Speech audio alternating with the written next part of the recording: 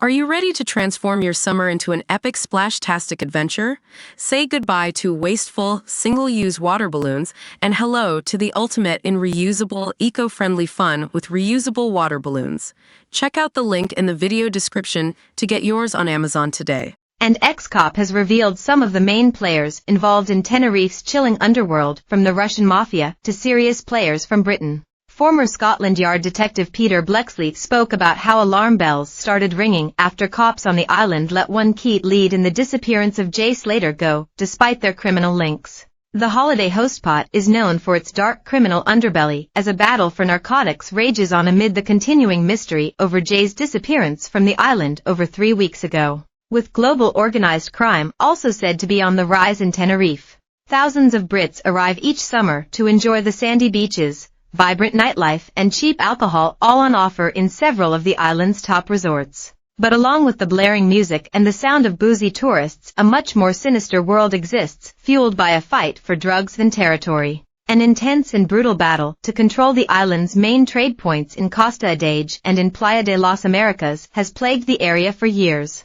Peter told our channel, "This is a region that has some notoriously dangerous people operating. It's an unsavory fact of life that in certain parts of southern Spain and on some of the Spanish islands there are very unpleasant people who are major players in global organized crime.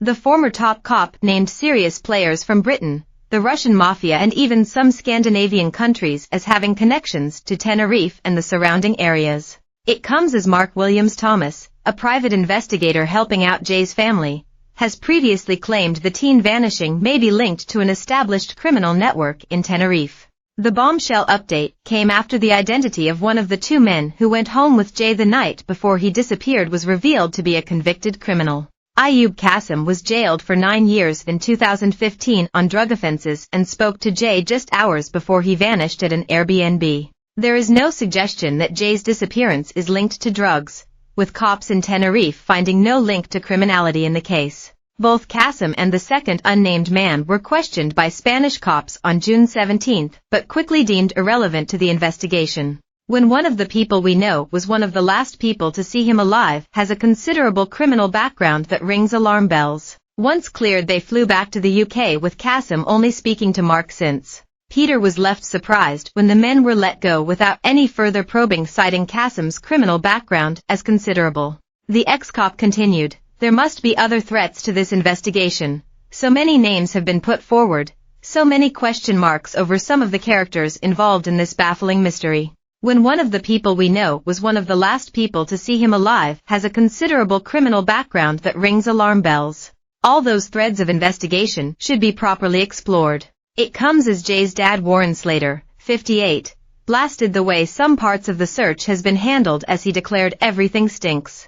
The devastated father has a similar view to Peter over the two men who were last with Jay. He told our channel, "My starting position, I've said this from day one, ask the two men who've taken him and then start from there." Jay's uncle, Glenn Duncan, is also said to be convinced of third-party involvement. It comes as investigators probing the Brit's disappearance believe he could still be alive, but in another part of Tenerife, far away from where rescuers and his family have been searching for weeks. Spanish police are now set to pursue at least 3 bombshell leads after a source in Tenerife told our channel the case is very much open, with all scenarios being kept in mind. Cops announced on Tuesday there are still several lines of inquiry active in the hunt to find the missing teen. As our channel revealed, investigators haven't deemed the teen as missing, feared dead yet. By Ellie Dowdy, foreign news reporter. Monday, July 8 marks 3 weeks since Jay Slater, a 19-year-old from Oswaldtwistle, Lancashire, vanished in Tenerife. The apprentice bricklayer, who flew out to the popular holiday island for a rave festival with friends Lucy Law and Brad Page, has made headlines around the country. On Sunday, June 16, the THRE